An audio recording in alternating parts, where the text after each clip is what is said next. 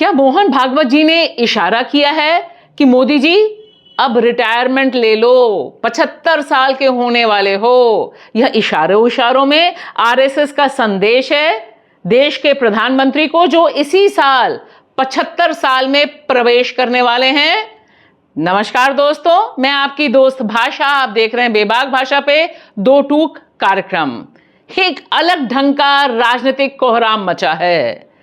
RSS प्रमुख यानी राष्ट्रीय स्वयंसेवक संघ के प्रमुख मोहन भागवत ने अनाउंस किया है, मजाकिया लहजे में ही सही, किसी और का हवाला देते हुए ही सही, कि जब आदमी 75 साल का हो जाए तब उसे शॉल ओढ़कर रिटायरमेंट ले लेना चाहिए। 75 वर्ष का आपने किया, लेकिन मैं इसका अर्थ जानता हूँ।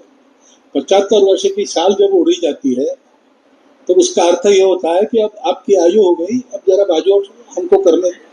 और लोग बता रहे हैं कि यह सीधा सीधा इशारा है देश के यशस्वी प्रधानमंत्री नरेंद्र मोदी को, उन नरेंद्र मोदी को जब 2014 में जो आए थे वह इसी संदेश के साथ आए थे कि पॉलिटिक्स में 75 प्लस वालों की एंट्री नहीं होनी चाहिए, और अगर 75 प्लस वाले हैं तो उन्हें मार्गदर्शक मंडल में बैठा देना चाहिए।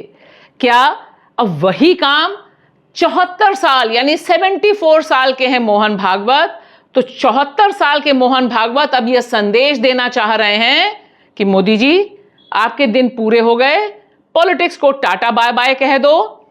यह जो पूरा का पूरा स्टेटमेंट है उनका, ज्यादा भाषण मराठी में है, लेकिन यह जो जिस्ट है ना 75 साल वाली, वह हिंदी में है।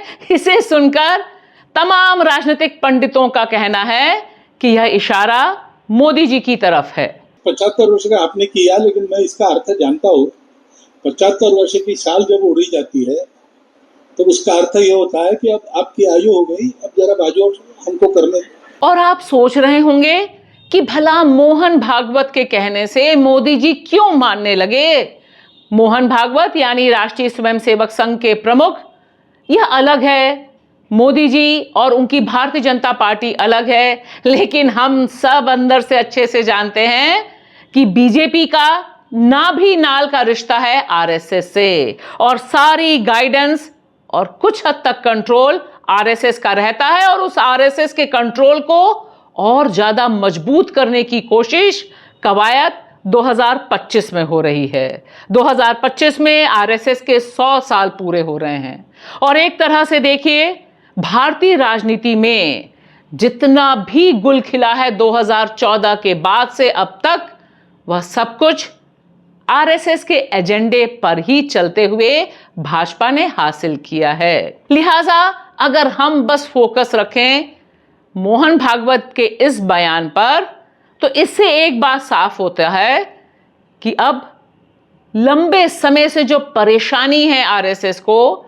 100% कंट्रोल की, कि पूरी केंद्र सरकार उनके कंट्रोल में रहे, उसी क्रम में उनके इस भाषण को देखा जा रहा है।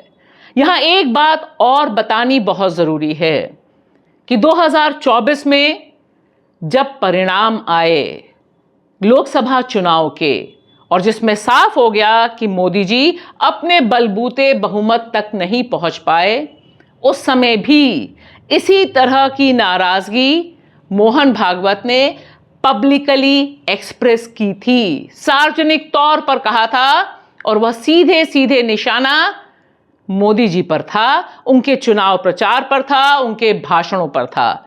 मिसाल के तौर पर यह 2-3 नमूने काफी हैं। जैसे मोहन भागवत ने जून 2024 में नागपुर में कहा कि दरअसल बहुत अहंकार आ गया है, और एक सच्चा सेवक वह होता है जो अहंकार से दूर रहे। सिर्फ इतना ही नहीं, यहां पर देखिए यह भी उन्होंने कहा कि जिस तरह की पॉलिटिक्स हो रही है, जिस तरह का चुनाव प्रचार हो रहा है, वह मर्यादा के अनुरूप नहीं था। उसमें उन्होंने उल्लेख किया कि जो आपका अपोजिशन है वह आपका दुश्मन नहीं है, और चुनाव एक युद्ध नहीं है। यह सारे स्टेटमेंट मोहन भागवत के श्रीमुख से ही जनता जनार्दन तक पहुंचे थे और उस समय भी इसी तरह का एनालिसिस, इसी तरह का राजनीतिक विश्लेषण लोग करना शुरू कर चुके थे कि दरअसल आरएसएस को लग रहा है कि मोदी जी के दिन पूरे हो गए हैं।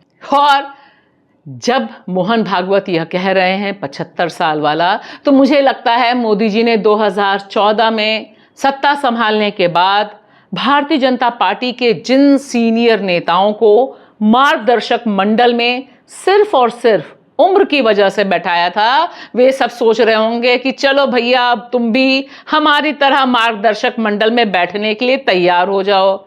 लाल कृष्ण आडवाणी हो, मुरली मनोहर जोशी हो, और लंबी लिस्ट है। लेकिन फिलहाल इन दो बड़े नेताओं को जिस तरह से मार्गदर्शक मंडल में बैठा के साइडलाइन मोदी जी ने किया, सवाल यह है कि क्या मोहन भागवत इसी तरह का इशारा दे रहे हैं या फिर कुछ बड़े पैमाने पर अलग ढंग की खिचड़ी आरएसएस पका रहा है। क्योंकि आरएसएस अब ज्यादा से ज्यादा कंट्रोल चाहता है और वह कंट्रोल पब्लिकली चाहता है, यानी पर्दे के पीछे नहीं, पर्दे से आगे आकर सीधे सीधे बैटिंग करते हुए मोहन भागवत कम से कम हमें तो दिखाई दे रहे हैं। मोदी जी, आपका क्या कहना है? कुछ आप इस बारे में बोलेंगे या पहले की ही तरह चुप रहेंगे?